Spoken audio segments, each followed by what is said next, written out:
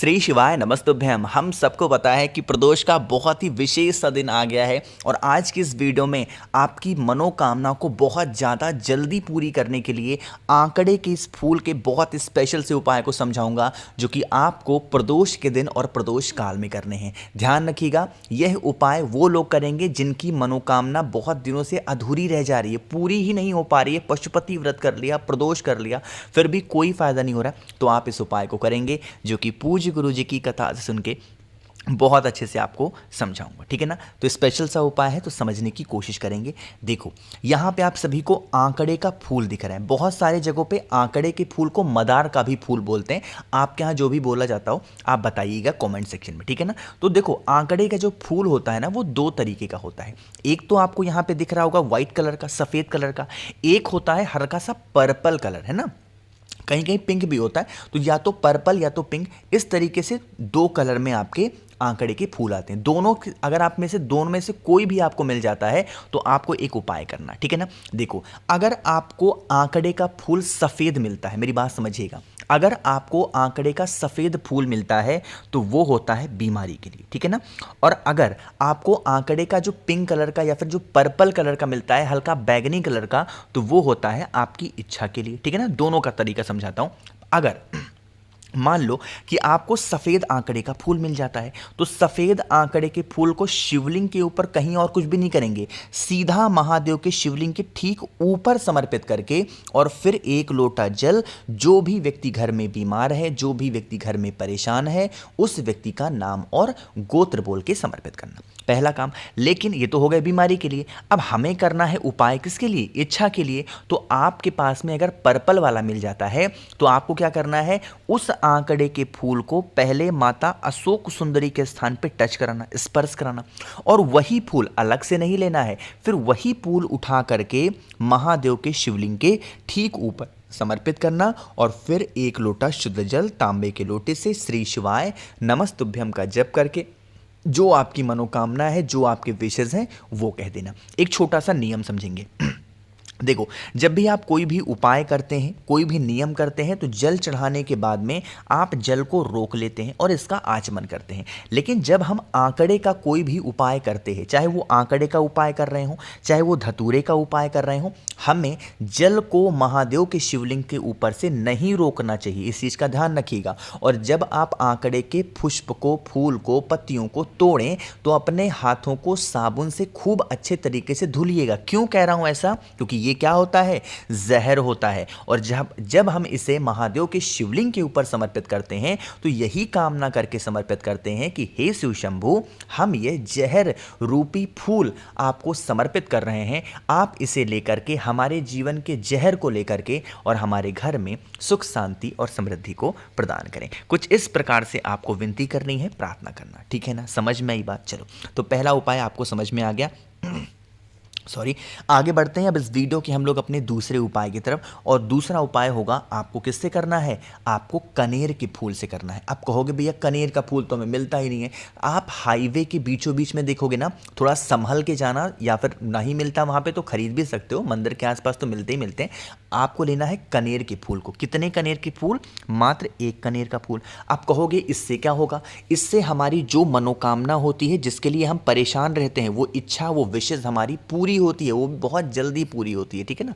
तो आपको एक कनेर का फूल लेना है और उसे लेकर के महादेव के शिवलिंग के पास जाना।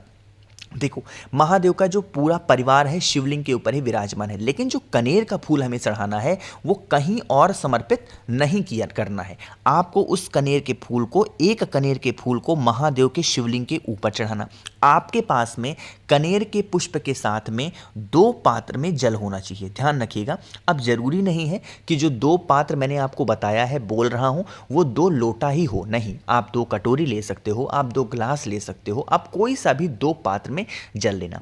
जो कनेर का फूल महादेव के शिवलिंग के ऊपर आपने समर्पित किया है, जो आपके विशेष हैं, जो आपकी मनोकामना है, वो काफ़ी दिनों से अधूरी चल रही है, उस कामना की पूर्ति के लिए आपको दोनों हाथों से जल महादेव के शिवलिंग के ऊपर उसी कनेर के फूल के ऊपर चढ़ाना। ध्यान रखिएगा, एक एक करके नहीं चढ़ाना है, कनेर का फूल पहले चढ़ा देना और उसी कनेर के फूल के ऊपर आपके पास में जो 2 पात्र में जल है उसे दोनों हाथों से जल की धार एक साथ गिराएंगे महादेव के शिवलिंग के ऊपर। इससे क्या होती है, जो भी हमारी मनोकामना होती है, जो भी हमारी विशेष होती हैं, जो काफ़ी दिनों से अधूरी चलती हैं, वो हमारी कामना पूरी ज़रूर हो जाएगी। यहाँ पे भी हमें वही नियम फॉलो करना है कि कनेर का फूल भी जब हम महादेव के शिवलिंग के ऊपर चढ़ाएंगे तो इसके जल को क्या करेंगे, रोकना नहीं है। इस चीज़ का ध्यान रखिए। क्यों?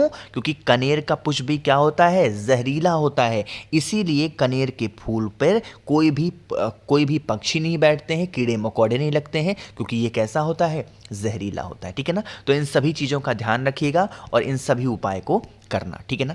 तो आपको कितने उपाय समझ में आ गए हैं? 2 उपाय। आगे बढ़ते हैं अब इस वीडियो के हम लोग अपने तीसरे उपाय की तरफ।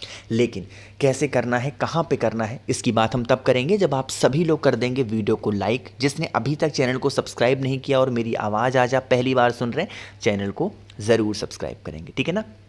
देखो, अब समझने की कोशिश करना।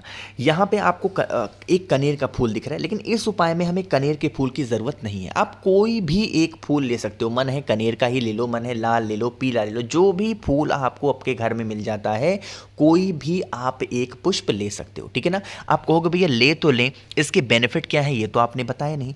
जैसे मान लेते हैं कि आपकी कोई भी घर में ऐसा व्यक्ति है जो बहुत ज़्यादा रोग से ग्रसित है। सुबह उठते ही सबसे पहले उसका काम होता है मेडिसिन खाना, दवा खाना, और इन्हीं चीज़ों से छुटकारा पाने के लिए इस उपाय को करना। ठीक है ना। इसके लिए एक फूल मैंने आपको बता दिए, साथ ही साथ आपको एक शमी का पत्ता भी चाहिए। एक फूल लेना कोई भी, एक शमी का पत्ता लेना, साथ ही साथ एक बेलपत्र भी आपको लेने हैं। एक बेलपत्र, एक शमी का पत्ता और एक फूल को अपने राइट हैंड में, दाहिने हाथ में आप पकड़ेंगे। पकड़ने के बाद में आप जैसे ही महादेव के शिवलिंग के पास पहुंचेंगे, सबसे पहले दर्शन किसके होते हैं, नंदी बाबा के। और हमको ये भी पता है कि जो नंदी बाबा का एक पैर होता है वो कैसा होता है, उठा हुआ होता है। जो पैर नंदी बाबा का उठा हो, एक बार उन तीनों चीज़ों को अपने राइट हैंड में लेकर के वहाँ पे नंदी बाबा के उठे पैर पे स्पर्श कराएंगे और स्पर्श कराने के बाद में फिर महादेव के शिवलिंग के पास आएंगे। अब आपको यहाँ पे पता होगा, गुरुजी की कथा में आपने सुना होगा, 3 स्थान ऐसे होते हैं शिवलिंग पे जिनका महत्व बहुत ज़्यादा होता है।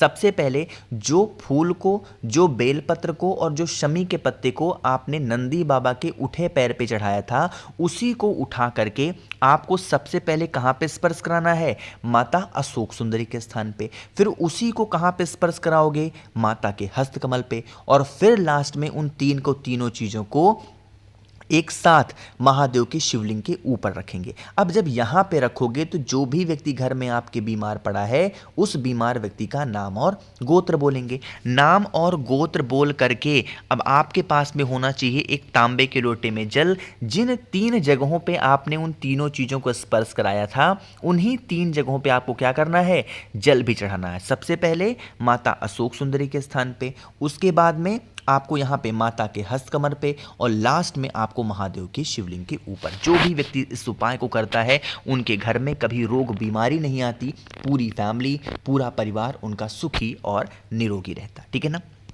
3 उपाय आपको समझ में आ गए। आगे बढ़ते हैं अब इस वीडियो के हम लोग सबसे आखिरी बहुत ही आसान से उपाय की। देखो, यह उपाय स्पेशली किसके लिए है, ये भी आपकी इच्छा को पूर्ति करने के लिए है कि अगर आपको कुछ भी नहीं मिल पा रहा, तो अगर आपको दूध ही सिर्फ मिल जा रहा है तो आप इस उपाय को कर सकते हो। ठीक है ना। क्या करना है, आपको इस तरीके से दूध लेना। देखो, दूध की मात्रा मैंने यहाँ पे ज़्यादा इसलिए दिखा देता हूँ ना, ताकि आप चीज़ों को समझ पाओ। इतना ज़्यादा दूध नहीं लेना, एक छोटी सी कटोरी लो और आधी कटोरी सिर्फ दूध लेना, बहुत ज़्यादा नहीं। ठीक है ना। जितना भी दूध आपने लिया है, उस दूध के अंदर आपको एक बेलपत्र डाल देनी है। क्या डालोगे, एक बेलपत्र डाल देना। जितने भी घर में आपके कमरे हों, जितने भी घर में आपके रूम्स हों, उन सभी कमरों में, उन सभी रूम्स में एक बार आपको क्या करना है, घूम लेना। और घूमने के बाद में फिर पहुंच जाओ सीधा महादेव के शिवलिंग के पास में। ठीक है ना। अब यहाँ पे एक उपाय ऐसा होता है जिससे बेलपत्र के ऊपर दूध चढ़ाया जाता है और दूध बेलपत्र से होता हुआ शिवलिंग पे गिरता है। लेकिन ये उस टाइप का उपाय उपाय नहीं है। क्यों? क्योंकि वह उपाय हमें दोपहर में 12 बजे करना होता है और यह उपाय हमें शाम के टाइम पे प्रदोष काल में करना। तो क्या करना है, जो दूध के अंदर बेलपत्र होगी उसको निकाल करके पहले टच कराएंगे माता अशोक सुंदरी के स्थान पे, फिर उसी बेलपत्र को महादेव की शिवलिंग के ऊपर रख करके और जो दूध है उस दूध को समर्पित करके फिर एक लोटा जल अपनी मनोकामना, अपनी विशेष को कहते हुए समर्पित मात्र करने से हमारी जो मनोकामना होती है वो बहुत ज़्यादा जल्दी ज़रूर पूरी होती है। तो मैंने कोशिश की आप सभी को प्रदोष के दिन प्रदोष काल में करने वाले स्पेशल से उपाय को समझाने की। वीडियो पसंद आई हो तो लाइक करिएगा, कुछ पूछना है नहीं समझ में नीचे कमेंट सेक्शन में पूछें, और मेरे जितने भी भाई बहन आवाज़ आज मेरी पहली बार सुन रहे हैं चैनल को ज़रूर सब्सक्राइब करेंगे। श्री शिवाय नमस्तुभ्यम।